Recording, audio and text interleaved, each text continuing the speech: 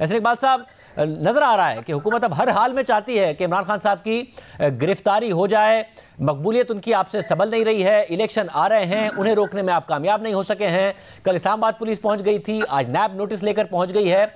वाज़े नजर आ रहा है कि आप इसी तरह इलेक्शन लड़ना चाहते हैं कि खान साहब बाहर ना हो। शाहजेब, अगर हुकूमत को कोई उजलत होती खान साहब को गिरफ्तार करने में तो आज से 6 महीने 8 महीने पहले वो गिरफ्तार हो चुके होते हैं। इस वक्त यूं लगता है कि खान साहब को खुद उजलत है कि मैं किसी बहाने से अदालत की हुक्म अजूली करके गिरफ्तार हो जाऊं। आप मुझे बताइए कि ये जो पीटीआई के लोग उन्हें बबर शेर करार दे रहे हैं, पूरे पाकिस्तान ने देखा कि वो किस तरह गीदड़ की तरह गायब हो गए, मैदान छोड़ गए, अपने घर में छुप गए, किसी सुरंग में छुप गए, और वो वारंट भी उन्होंने वसूल नहीं किया। सवाल ये है कि एक शख्स जो है वो पूरे पाकिस्तान के कानून के निज़ाम पर लेक्चर देता था, मगरबी जमहूरियत का दर्स देता था, वो हमें रूल ऑफ लॉ पढ़ाता था, वो हमें आज़ाद अदलिया का दर्स देता था। अब इस वक्त जब रूल ऑफ लॉ उसको बुलाता है तो वो उससे मुसलसल फरार कर रहा है। और मैं आपको देखिए 2-3 बातें जो शायद बड़ी अहम है, कौम के सामने होनी चाहिए। नवाज शरीफ साहब की अहलिया बिस्तरे मर्ग पे पड़ी थी, कैंसर की टर्मिनल स्टेज थी। वो मिन्नतें करते रहे कि मुझे 3 दिन के लिए इजाजत दें कि मैं अपनी बेगम को या बीवी को जो बिस्तरे मर्ग पे है 3 दिन के लिए जाके देखा हूं। उन्हें पाबंद किया जाता था कि आपने डेली अदालत में हाजिरी देनी है। कोई 150-200 पेशियां उन्होंने मुसलसल अदालत में लगाई, लेकिन अदालत की हुक्म अजूली नहीं की, वो अपनी बीवी को देखने नहीं गए। मेरी सर्जरी हुई थी 19 दिसंबर 2019 को। मेरा कॉल अप नोटिस 3-4 दिन के बाद 23 दिसंबर को था। मेरी उस सर्जरी के बावजूद, जो यहाँ पे मेरे बाजू में साल पहले गोली लगी थी, मैं 4 रोज के बाद नैब में पेश हुआ। नैब ने उस रोज गिरफ्तार किया, लेकिन कभी फरार हासिल नहीं किया। जितनी हमारे शहबाज शरीफ साहब से लेकर एक मगर ऐसा नहीं बात साहब, इस वक्त तो मौजूदा सूरत हाल में ये सब आप लोगों ने भुगता है, मगर इस वक्त मौजूदा सूरत हाल में तो नजर आ रहा है ना कि इमरान खान साहब एक बयानिया बनाने में कामयाब हो रहे हैं। बुध को सड़कों पर निकलने की कॉल दी हुई है और हुकूमत इस वक्त बैकफुट पर नजर आ रही है। एक के बाद एक मुकदमा इमरान खान पर हो रहा है, मगर बैकफुट पर ऐसा लगता है कि हुकूमत है। तो खान साहब ने बैकफुट पर तो आपको रखा हुआ है, इसका सोल्यूशन क्या है जब तराजू की बात करती है मरियम नवाज साहिबा कि आप जेल में जाए? वो बैकफुट पे हुकूमत नहीं है, बैकफुट पे इमरान खान है जो अपनी बुजदली, अपनी डरपोकी का सबूत पूरी कौम को दिखा रहा है। देखिए, अगर आपके मन में चोर हो ना, आप अपनी पेशी से भागते हैं। अगर आपके मन में चोर नहीं है तो आप डंके की चोट पर अदालत का सामना करते हैं। खान साहब जो इस वक्त अदालत से फरार हासिल कर रहे हैं, मैं आपको बताना चाहता हूं कि हमारी सुप्रीम कोर्ट को जवाब देना पड़ेगा तारीख में कि जब इमरान खान वजीर आजम था, उस्मान बुजदार वजीर आला था, 7 महीने सुप्रीम कोर्ट ने बल्दियाती इदारों को बहाल किया। इमरान और बुजदार ने 7 महीने सुप्रीम कोर्ट के फैसले को पैरों के नीचे रोंदा, उसे कोई पूछ नहीं सका। ये बेचारे बल्दियाती इदारे सुप्रीम कोर्ट में जाके तौहीन अदालत की पिटीशन लेके जाते थे, सुप्रीम कोर्ट वो सुनने से भी इनकार कर देती थी। इन चीजों ने इमरान खान का हौसला इतना बढ़ाया है कि जिस शख्स ने सुप्रीम कोर्ट को खातिर में नहीं लाया और सुप्रीम कोर्ट उसके आगे बेबस हाथ बांध के खड़ी थी, तो वो हाई कोर्ट और सेशन कोर्ट को किस दर्जे में रखेगा? ये जो तोशा खाना का केस है, इसमें फर्द जुर्म आयद होने से मुसलसल कतरा रहे इमरान खान साहब, जिस पर जज साहब ने भी मुतादिद दफ़ा बड़े एडवर्स ऑब्जर्वेशन दिए हैं। और अब तो आज उन्होंने मुस्तरद कर दी है इस्तदा भी कि जो इमरान खान साहब का वारंट है उसको मुअत्तल किया जाए। इमरान खान साहब को कल पेश होना है, अब देखते नहीं होते या नहीं होते। इस्लामाबाद हाई कोर्ट से उनको रिलीफ मिलता है, मगर जब मरियम नवाज साहिबा कह रही हैं कि तराजू के पलड़े बराबर हो, तो जब ही बराबर होंगे ना जब नवाज शरीफ साहब वापस आएंगे, खुद को अदालत के आगे सरेंडर करेंगे और फिर अपना केस लड़ेंगे। ऐसी कैसे बराबर हो जाएंगे जब वो बार बार मुतालबा किए जा रही है? तो आप ये चाहते हैं कि नवाज शरीफ साहब बाहर रहें और इमरान खान साहब के केसेस तेजी से आगे बढ़ें? ऐसी बात नहीं है, ऐसी बात नहीं है।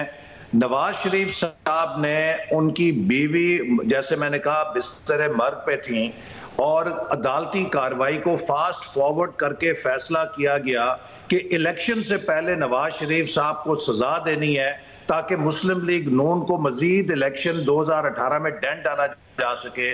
वो अपनी बीवी को डेथ बेड पे छोड़ के बेटी के साथ पाकिस्तान आ गए।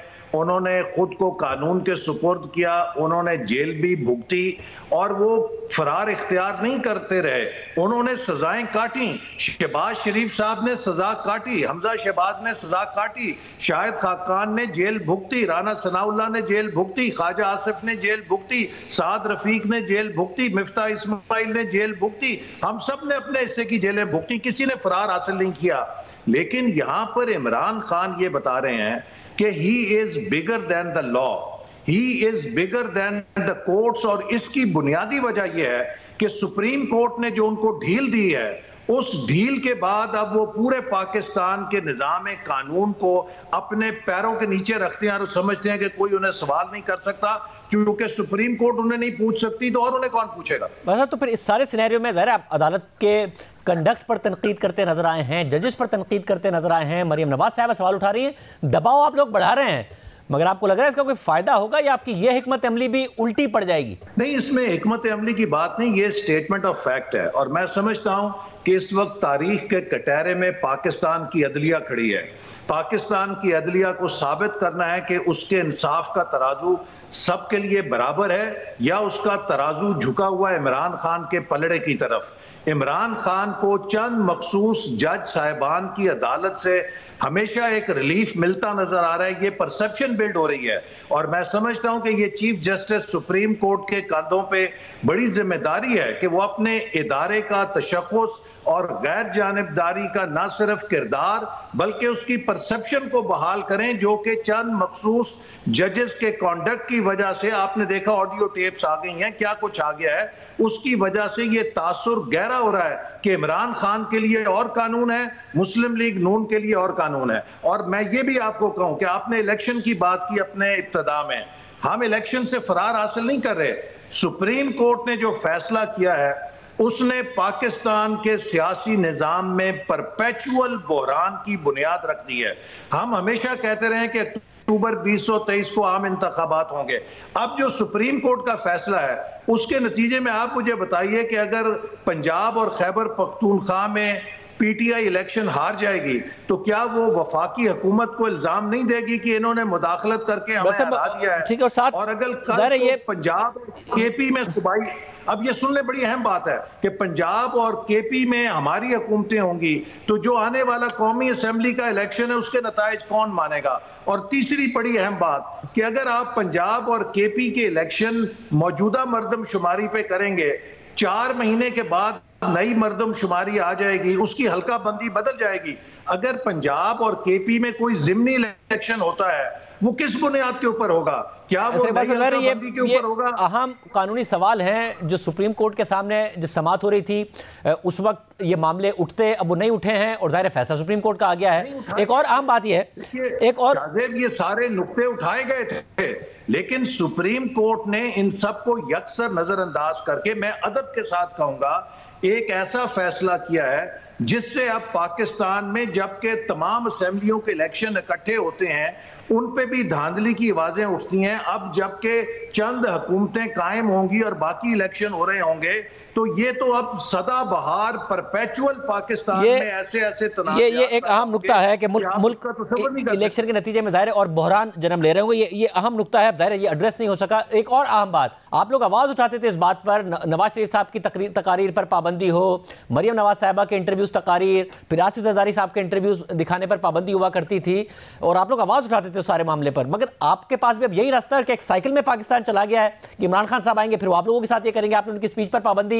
पेमरा ने अचानक लगा दी, फिर ARY का जो लाइसेंस है उसे मुअत्तल कर दिया कि जी दिखाई क्यों दी? कोई कानून के तहत चला जाए, कानून के तहत आगे बढ़ा जाए, ये क्या कर रहे हैं आप लोग? देखिए, पेमरा एक आजाद रेगुलेटरी बॉडी है, उसका हुकूमत से ताल्लुक नहीं, लेकिन मेरी जाती राय ये है आजाद होती तो फिर मटीरियल हो गई है। आजाद होती तो इमरान खान के जमाने में आप पर और आपके जमाने में इमरान खान पर डाना लग रही होती, ऐसे ना हो रहा होता, जरिए वो नशरियात और तकारीर नशर हो जाती हैं। लिहाजा आज के दौर में सेंसरशिप तकरीबन इररेलेवेंट और इमटीरियल हो गई है। लिहाजा मेरी जाती राय में अगर इमरान खान साहब लोगों का सिर खाते हैं और वो लोगों के साथ वही अपने 20 साल की टेप चलाते हैं, तो इसका फैसला खुद मीडिया के इदारों ने करना है कि क्या उनके पास इतना फालतू टाइम है कि एक शख्स के लिए वो अपने चैनल्स को वक्फ कर दें कि वो मुआशरे के अंदर पोलराइजेशन और जहर घोलता रहे, या उसको कितना वक्त ये मीडिया के ऊपर ही छोड़ा जाए बजाय इसके रेगुलेटर इस तरीके से इस्तेमाल। बहुत शुक्रिया।